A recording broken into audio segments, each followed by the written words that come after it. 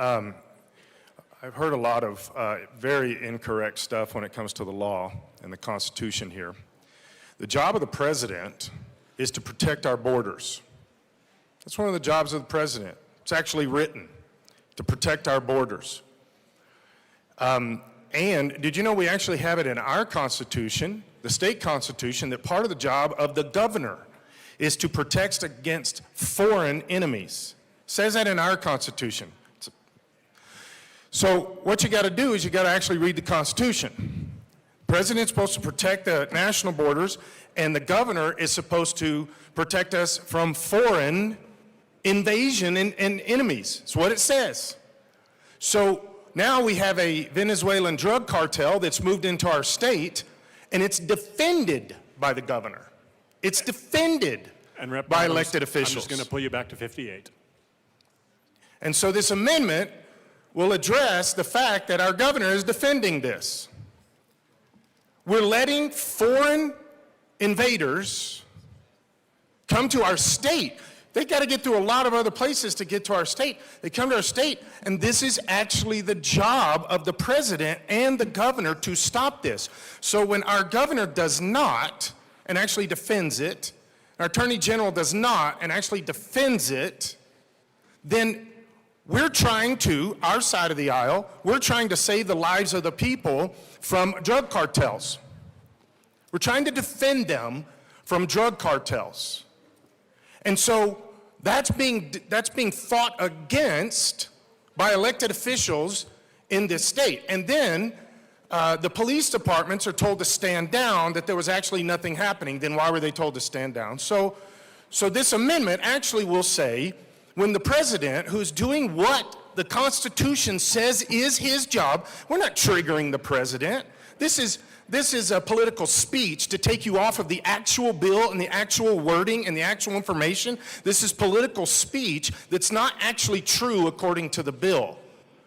We're not triggering the president. We're not asking the president to come and be this big bad guy, and he's threatening to defend the law. He's threatening to defend people that are being literally raped and attacked by drug cartels. And this side's calling it triggering the president, and he's threatening.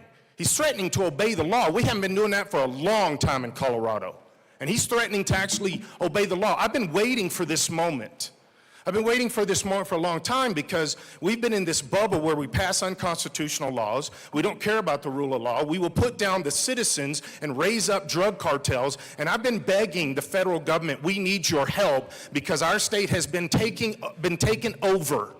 We need your help. And the federal government says, enough is enough. We're actually going to make sure that the people, the actual people, citizens, civilians in the state of Colorado are actually defended from drug cartels because the state leadership is enabling them. So what do? How do citizens defend themselves? The police can't because they've been told to stand down. The government gives money to it. I just need you to pull it back to federal funding and 58. I think and so the federal funding that is going to be taken away from this, the president is doing his job. We've been begging. Somebody come in here and rescue the people. Because the people have no voice. They have no voice. They take over an entire apartment complex. And they're the good guys? They take over an entire block and they're the good guys? And Rep. Bottoms, nobody has made a statement about anybody being a good guy or a bad guy. This amendment is about what happens if the state would lose federal funding, and so I would just encourage you to keep your remarks to this amendment. You've illustrated your point by what you're concerned about in the broader community. Please bring it back to 58. So when the federal government looks at the Venezuelan drug cartel that's taken over an apartment complex and killed people, put them in the hospital, raped them, when the federal government looks at that, they actually have a responsibility. It's the law, it's the Constitution, and they have a federal responsibility to do something about this. The first step that's going to happen is they're going to take away federal funding.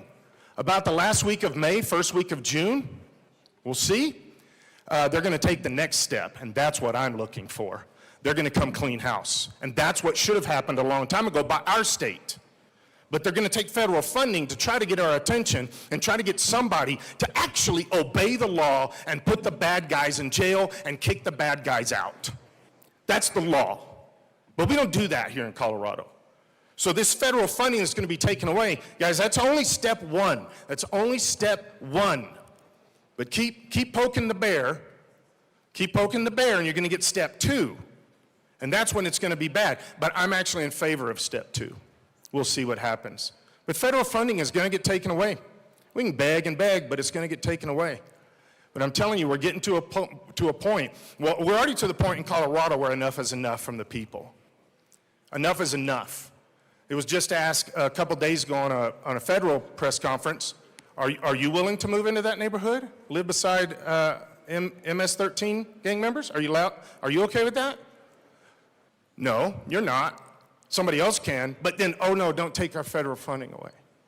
Don't actually enforce the rule of law. We don't do that here, Mr. President. This is Colorado. We break the law in Colorado. How dare you do that? Well, it's coming.